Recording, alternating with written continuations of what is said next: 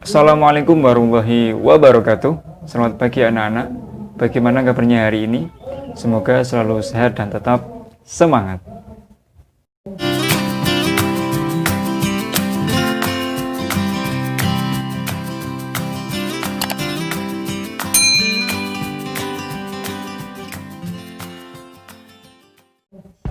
Kali ini kita akan belajar tentang tema 1, subtema 3, muatan IPA, kelas 4 mengenai pemantulan dan penyerapan bunyi.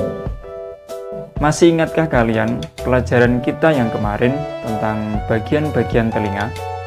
Pada bagian video yang terakhir, di situ terdapat salah satu sifat bunyi, yakni merambat. Bunyi dapat merambat melalui 3 media perantara, yakni padat, cair, dan gas. Namun, bunyi tidak dapat merambat di ruang hampa karena ruang hampa tidak memiliki media yang dapat merambatkan bunyi. Lalu, apakah bunyi memiliki sifat-sifat yang lain? Sifat-sifat bunyi selain merambat yaitu dapat dipantulkan dan dapat diserap. Bunyi dapat dipantulkan karena mengenai benda yang permukaannya keras seperti batu, kayu, dan kaca. Sedangkan bunyi dapat diserap jika mengenai permukaan benda yang lunak seperti karet, busa, dan karpet. Macam-macam bunyi pantul. Yang pertama yaitu adalah bunyi yang memperkuat bunyi asli. Bunyi ini terjadi apabila sumber bunyi mempunyai jarak yang sangat dekat dengan dinding pemantulnya. Dengan demikian, bunyi pemantulannya akan terdengar jelas dan bersamaan dengan bunyi asli. Contoh, suara seseorang yang berada di dalam ruangan kecil akan terdengar lebih jelas. Kenapa demikian? Karena antara suara dengan dinding pemantulnya itu jaraknya sangat dekat, sehingga ketika dia berteriak atau bersuara, maka suaranya akan terlihat lebih jelas dan lebih keras. Kemudian untuk bunyi pantul yang kedua yaitu adalah gaung. Gaung adalah bunyi pantul yang terdengar hampir bersamaan dengan bunyi asli, ya, jadi hampir bersamaan dengan bunyi asli sehingga bunyi terpantul berulang-ulang. Contoh, pada gedung bioskop, untuk menghindari terjadinya gaung, maka dinding-dinding di dalam bioskop dilapisi oleh gabus. Untuk bunyi pantul yang ketiga yaitu adalah gema. Gema adalah bunyi pantul yang terdengar setelah bunyi asli. Gema terjadi karena jarak antara sumber bunyi dengan dinding pemantulnya yang jauh. Contoh, ketika seseorang berada pada gua atau lembah atau perbukitan yang jaraknya jauh. Jadi Bapak ulangi ya, macam-macam bunyi pantul itu ada 3. Yang pertama adalah bunyi yang memperkuat bunyi asli, ya. Kemudian yang kedua adalah gaung, dan yang ketiga adalah gema. Kalau bunyi yang memperkuat bunyi asli tadi, itu bunyinya bisa langsung kamu dengar karena antara suara dan dinding pemantulnya itu sangat dekat. Contoh, ketika kamu mengucapkan a langsung terdengar, a langsung terdengar karena antara suara dan dinding pemantulnya sangat dekat sehingga bunyinya bisa terdengar keras dan jelas. Sedangkan gaung itu bunyinya hampir bersamaan dengan bunyi asli, ya, jadi hampir bersamaan. Contoh, ketika kamu mengucap a hampir bersamaan, ya, jadi ketika kamu mengucapkan a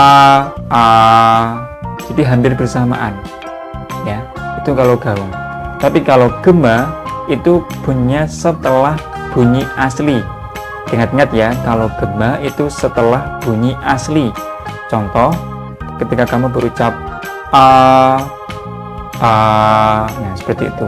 Jadi bunyinya baru terdengar setelah bunyi asli. Bapak ulangi ya. Nah, jadi bunyinya baru kamu dengar setelah bunyi asli. Beda dengan gaung tadi, hampir bersamaan. Nah, hampir bersamaan. Nah, beda kan? Semoga kalian bisa memahami pelajaran ini ya. Untuk lebih jelasnya, kalian bisa melakukan percobaan berikut.